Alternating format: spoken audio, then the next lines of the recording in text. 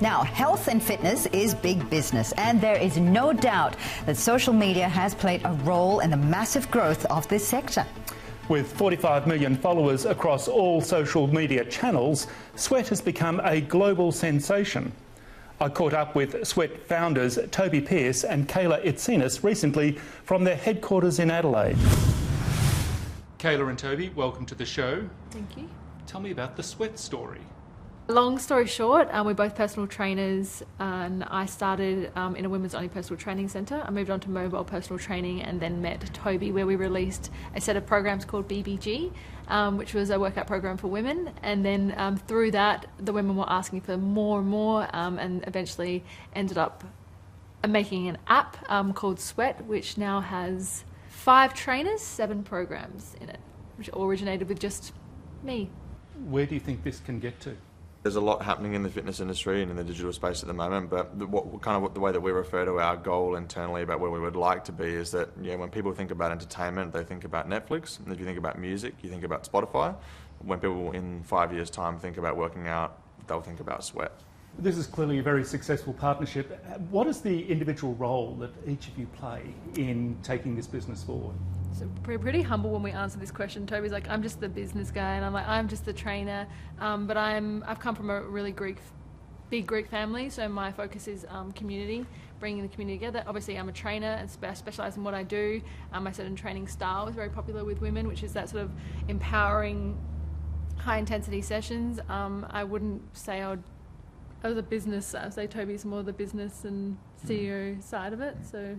Yeah, I think I've always just had really big aspirations, and I've always kind of been very willing to, do what I need to do and learn what I need to learn to be able to get there. And I think, from a very, very young age, I've always been really interested in business, and then just coincidentally became very passionate about health and fitness later in life, so was able to bring the two together in a way that worked.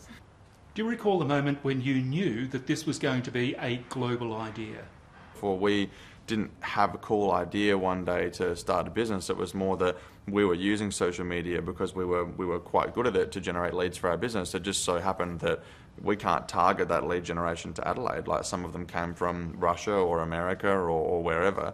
And so, our process was more about how do we provide a solution to what we do for people over there, as opposed to how do we go global.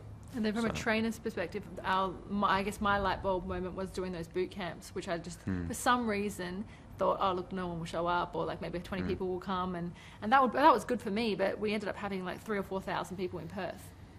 And then they would come up. Not only did we have that, we had them come up later and tell us their stories, tell us things that they wanted. Like, I would love if you did an app, and I've lost this much, or I've gained this much strength, and it was just amazing. So that was a real big moment for me, being like, how can we help more?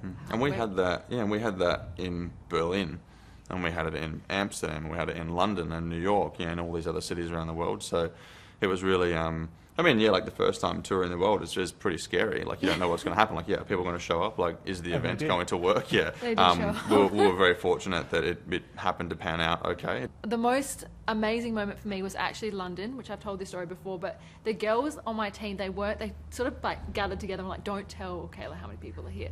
So when I saw them, I was standing in a room by myself. I said, is there anyone here? And they're like, yeah, it's all good. And I was thinking, okay, we've come all the way to London, we've hired this big hall, and there's going to be 20 people.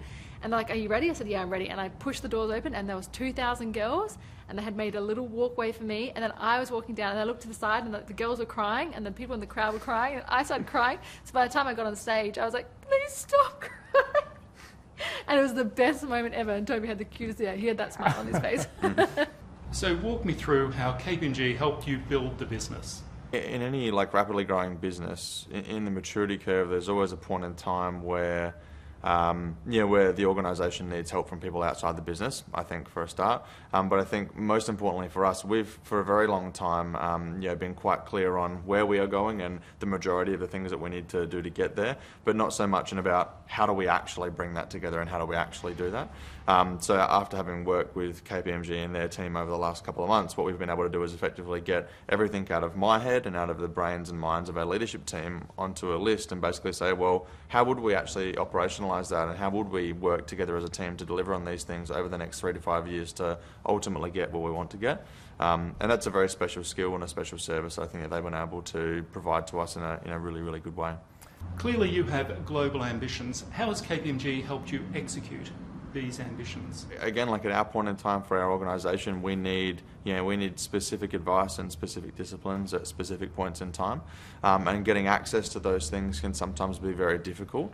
So as we look over the next couple of years to scale our engineering team, probably up to more than 100 people, there wouldn't really be many businesses in South Australia or this country that have teams that large. But KPMG, having a global reach, are able to get access to people that have those that disciplinary knowledge or that special skill set that we need.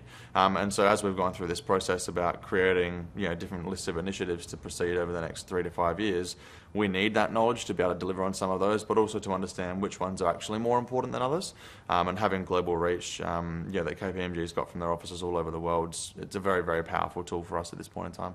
It's a wonderful story and it's a wonderful narrative, really, for Australians, and also, from my point of view, it's this entrepreneurial energy coming out of as you said, Toby, the Facebook generation do not think locally, truly think globally. Yeah. It's and very you've made different. it happen. Yeah, it's a very, very different mentality. If you went back, 50 years, like it was just your town or your city that you lived in, and then maybe there was radio and television that you got access to at some point in time that made it more national, but not heaps global. There was news and so on and so forth. But now, if something happens on the other side of the world, like we hear about it in 1 second, or if there's we have members on the other side of the world who have a problem with our platform, they can message us in 1 second, or if they want to celebrate their success, they can do it in 1 second. So that layer of connectivity that hasn't previously existed it changes the mindset of people, especially when it comes to business, because there's no boundaries, or at least we don't set boundaries. It's just how do we do what we want to do